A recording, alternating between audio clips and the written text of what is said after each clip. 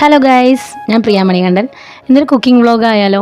Chicken കറി വെക്കുന്ന video ആണ് കേട്ടോ. കുക്ക് ചെയ്യാൻ തുടങ്ങിയതിന് ശേഷമാണ് ഞാൻ വീഡിയോ എടുക്കാമെന്ന് വിചാരിച്ചത്. അപ്പോൾ ഒരു പാൻ അടുപ്പത്ത് വെച്ച് എണ്ണ ഒഴിക്കുക. എണ്ണ ചൂടായി വരുമ്പോൾ അതിലേക്ക് സവാള ഇട്ടിട്ട് നന്നായി വഴറ്റിയെടുക്കുക.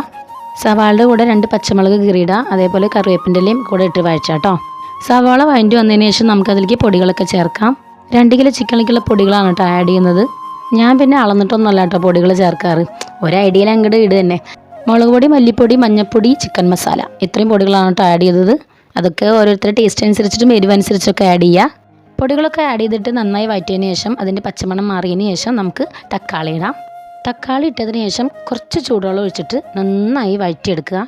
തക്കാളിയൊക്കെ ഉടഞ്ഞ് വന്ന് ആ മസാലയൊക്കെ തക്കാളിയിലൊക്കെ പിടിച്ച് വരുന്നത് വരെ അടച്ചു വെച്ചിട്ടൊന്ന് വേവിച്ചെടുക്കുക.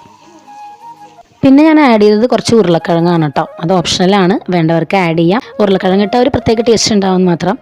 ഉരുളക്കിഴങ്ങ് ഇട്ട് നന്നായി മിക്സ് ചെയ്തതിന് ശേഷം അടച്ചു വെച്ചിട്ട് ലോ ഫ്ലെയിമിൽ നന്നായി കുക്ക് ചെയ്തെടുക്കാം.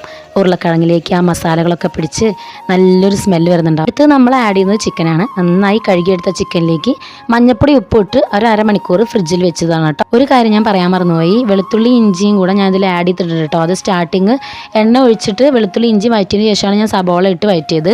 അത് വീഡിയോയിൽ കാണിക്കാൻ പറ്റില്ല, അത് ഞാൻ പറയാൻ മറന്നുപോയതാണ്.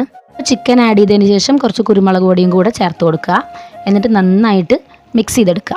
ചിക്കനിൽ നമ്മൾ ഉപ്പ് മഞ്ഞൾപ്പൊടിയും കൂടെ മിക്സ് ചെയ്തിട്ടാണല്ലോ ഫ്രിഡ്ജിൽ വെച്ചിട്ടുണ്ടായിരുന്നത്. അപ്പം ടേസ്റ്റ് നോക്കിയിട്ട് ഉപ്പ് കുറവാണെന്നുണ്ടെങ്കിൽ ഈ സമയത്ത് കുറച്ച് ഉപ്പും കൂടെ ആഡ് ചെയ്ത് കൊടുക്കുക. എന്നിട്ട് അടച്ചു വെച്ചിട്ട് നന്നായി വേവിക്കുക. വീട്ടിലങ്ങനെ ചിക്കൻ വാങ്ങി കുക്ക് ചെയ്യാറൊന്നുമില്ല. എന്തെങ്കിലും നോൺ വെജ് കഴിക്കണം തോന്നുകയാണെങ്കിൽ നമ്മൾ പുറത്തുനിന്ന് ഫുഡ് ഓർഡർ ചെയ്ത് കഴിക്കുകയാണ് പതിവ്. വേറെ ഒന്നും കൊണ്ടല്ല, പുറത്ത് പോയി വാങ്ങിക്കൊണ്ടിരാനുള്ള മടി കൊണ്ടാണ് കേട്ടോ. അപ്പോൾ ചിക്കനൊക്കെ നന്നായി വെന്ത് വന്നിട്ടുണ്ട്, എണ്ണയൊക്കെ തെളിഞ്ഞ് വന്നിട്ടുണ്ട്. പാനിൽ മിക്സ് ചെയ്യാൻ കുറച്ച് ബുദ്ധിമുട്ടായതുകൊണ്ട് ഞാൻ ജസ്റ്റ് പാത്രം ഒന്ന് മാറ്റിയെടുത്തിട്ടുണ്ട്. കുറച്ച് കറിവേപ്പിൻ്റെ കൂടെ ചേർത്ത് ഫ്ലെയിം ഓഫ് ചെയ്യാം. സൂപ്പർ ടേസ്റ്റ് ആയിരുന്നു കേട്ടോ. അപ്പോൾ ഇങ്ങനെ വെക്കാത്തവരൊന്ന് ട്രൈ ചെയ്ത് നോക്കണം. ഇഷ്ടപ്പെട്ട ലൈക്ക് ചെയ്യും സപ്പോർട്ട് ചെയ്യണേ. താങ്ക്